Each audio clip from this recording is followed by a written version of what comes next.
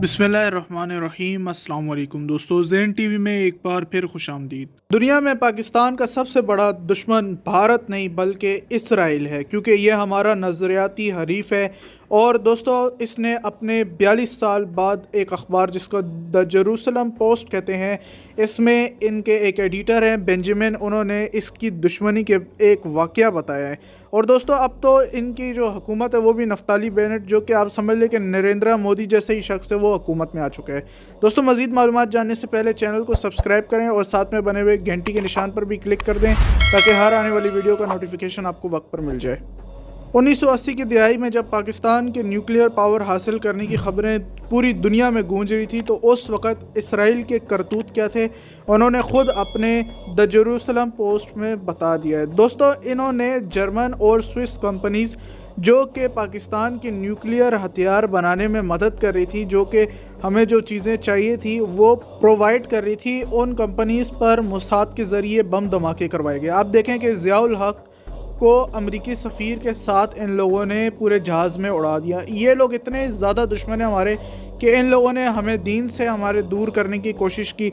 हर तरह का मीडिया इन लोगों ने इस्तेमाल किया। फिर इन्होंने पाक फ़ौज और अवाम के दरमियान फ़साद खड़ा करने की कोशिश की। गवादर को काउंटर करने के लिए ये लोग पूरे का पूरा जितना भी ओमान की बंदरगाह है उस पर आके बैठ के, सकोतरा आइलैंड पर आके बैठ के, यमन के इन लोगों ने तहरीक तालिबान पाकिस्तान के नाम से एक नया ग्रोह जो कि खारजियों का ग्रोह है उसको खड़ा किया। और उस ग्रोह ने किस कदर कबायली इलाकों में तबाही मचाई, हमारे कबाइल को किस कदर बर्बाद किया। दोस्तों, ये कभी नहीं भूल सकते कि हमने किस तरीके से इनको अरब इसराइल जंग में कि हमने किस तरीके से बग़ैर किसी भी नुकसान के इनके कई सारे जहाज़ मार गिराए थे। और अभी ताज़ा जो 2019 में फरवरी के महीने में 27 तारीख को इनके जहाज़ हमने मार गिराए थे। इंडियन जहाज़ का तो हमने, आप लोगों को पता है, सारी दुनिया को पता है कि अभिनंदन को पकड़ा था, लेकिन जो इसराइली पायलट पकड़ा था इनको उसका भी दुख है। इन लोगों के जो फाउंडिंग फादर था डेविड बिन गुरियन, उसने कहा था कि पाकिस्तान तुम्हारा असल दुश्मन है, क्योंकि ये तुम्हारा नज़रियाती तौर पर एक मुखालिफ मुल्क है और इसको तुम लोगों ने हर सूरत बर्बाद करना है। ये मुल्क मज़हब के नाम पर बन रहे हैं और यही असल में आपका ख़तरा बनेगा आपके लिए। इसीलिए आपने इसको हर मुमकिन कोशिश करके इस दुश्मन को मिटाना है। 1948 में ये बात डेविड बिन गुरियन ने की थी इसराइली कौम से कि पाकिस्तान आपका दुश्मन है। आप देखें कि उस दौर में पाकिस्तान के पास हालांकि एटम बम भी नहीं था, कुछ भी नहीं था।